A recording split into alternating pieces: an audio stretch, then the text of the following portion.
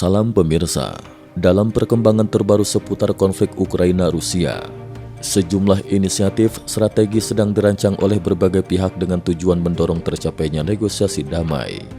Laporan Bloomberg mengungkapkan bahwa sejak tanggal 16 Januari 2025, para penasehat mantan Presiden Trump tengah menyusun strategi sanksi menyeluruh yang lebih keras terhadap Rusia.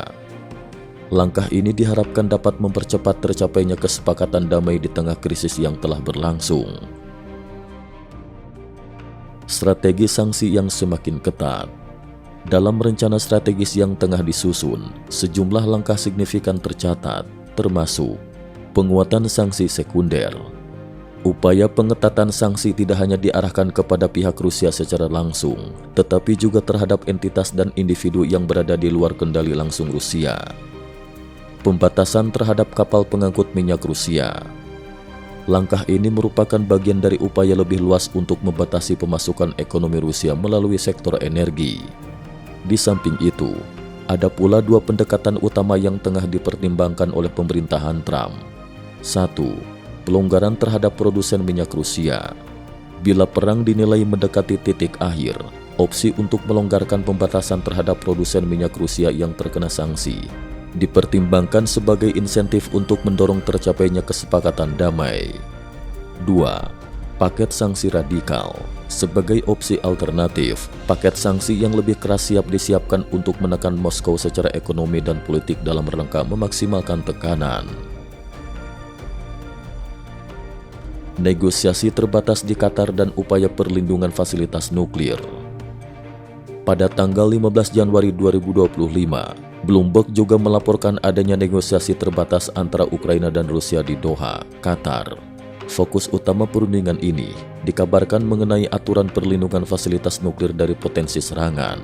Namun seorang pejabat Ukraina yang akrab dengan pertemuan tersebut mengklarifikasi bahwa perbincangan masih bersifat dasar, mencakup isu pertukaran pakaian dinas dan pengiriman ulang anak-anak yang sempat dideportasi.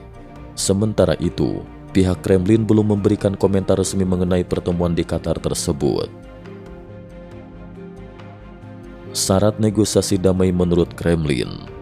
Dalam perkembangan lain yang terjadi pada tanggal 15 Januari 2025, Kremlin mengumumkan syarat terbaru untuk negosiasi damai yang diajukan oleh Presiden Putin.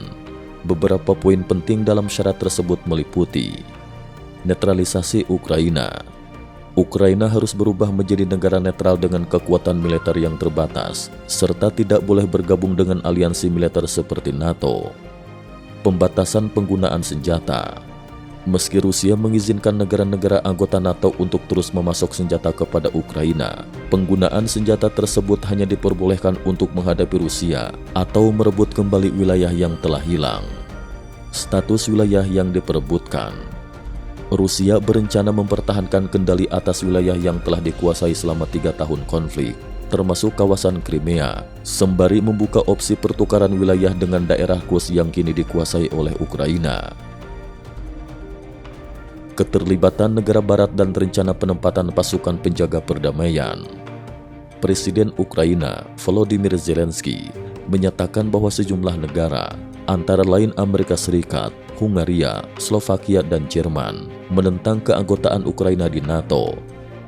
Di sisi lain, laporan Daily Telegraph mengungkapkan bahwa Inggris dan Prancis tengah mengeksplorasi kemungkinan pengiriman pasukan penjaga perdamaian ke Ukraina dengan rincian sebagai berikut.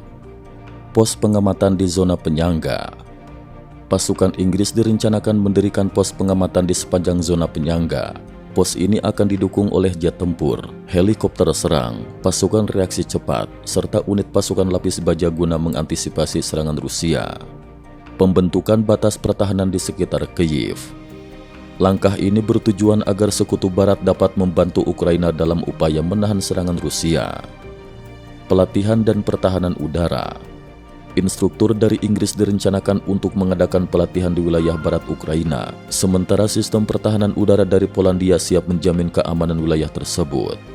Selain itu, ada pula opsi pembentukan zona demilitarisasi sepanjang sekitar 1.300 km di perbatasan Rusia-Ukraina.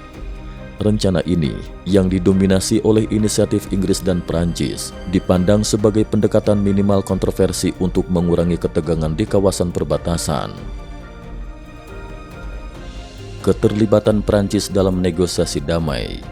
Dalam konteks negosiasi damai, Perancis secara vokal menuntut agar negara tersebut terlibat langsung dalam pembicaraan dengan Rusia. Menteri Luar Negeri Perancis menegaskan komitmen untuk ikut serta dalam negosiasi, mengingat dampak signifikan konflik terhadap keamanan di wilayah Eropa.